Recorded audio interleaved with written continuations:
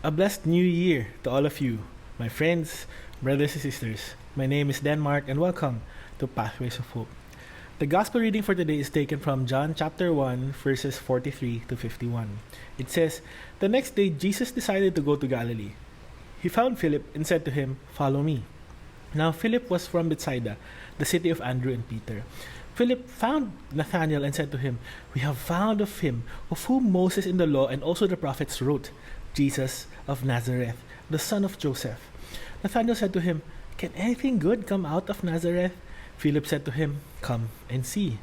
Jesus saw Nathanael coming toward him and said of him, 'Behold, an Israelite indeed in whom there is no deceit.' Nathanael said to him, 'How do you know me?' Jesus answered him, 'Before Philip called you, when you were under the fig tree, I saw you.'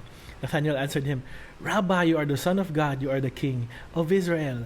Jesus answered him, 'Because I said to you, I saw you under the fig tree, do you believe? You will see greater things than these.' And he said to him, 'Truly, truly, I say to you, you will see heavens opened and the angels of God ascending and descending on the Son of Man.'" We can witness in these verses the beginning of Jesus' ministry and the calling of the two disciples, Philip and Nathanael.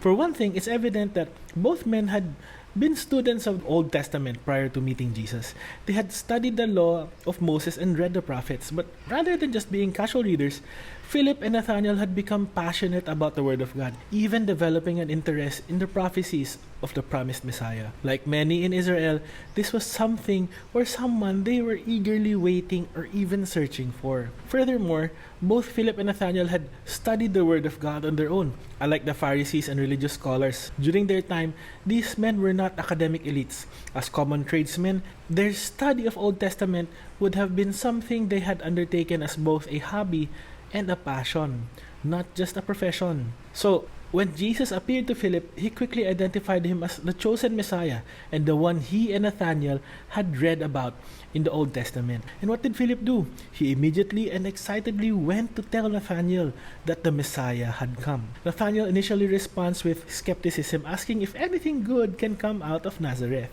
To challenge his friend's blind bigotry, Philip responded with a simple invitation: "Come and see."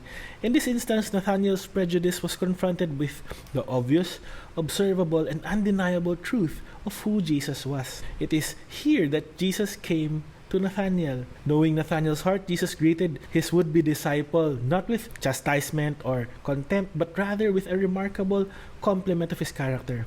Of Nathanael, Jesus said, "Behold, an Israelite indeed in whom there is no deceit." Even Nathanael, who was probably caught off guard by Jesus' compliment following a previously bigoted assumption, responded by asking, "How do you know me?"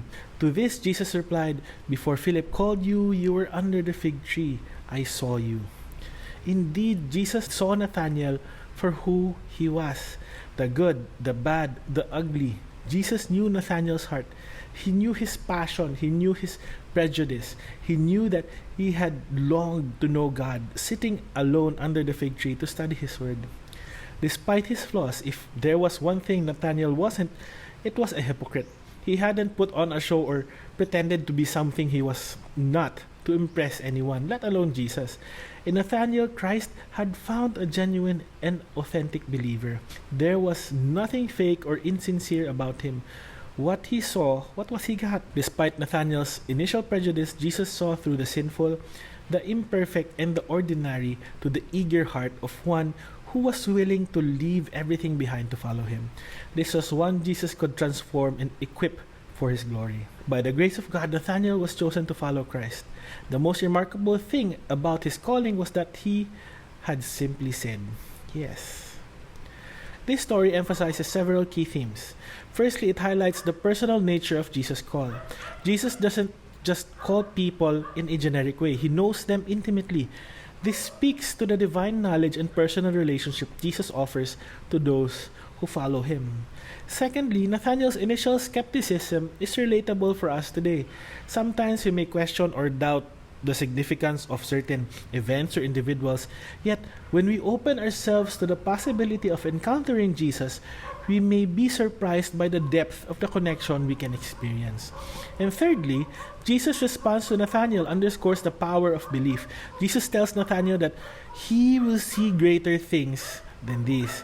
referring to the miracles and teachings that will unfold. Faith and belief open the door to a transformative journey with Christ, where we witness and experience the extraordinary in our lives. Probably as we start this year, we are invited to respond to Jesus' call. Just as Philip and Nathanael did, we are called to overcome skepticism, embrace a personal relationship with Christ, and allow our faith to open us to greater revelations of His work in our lives.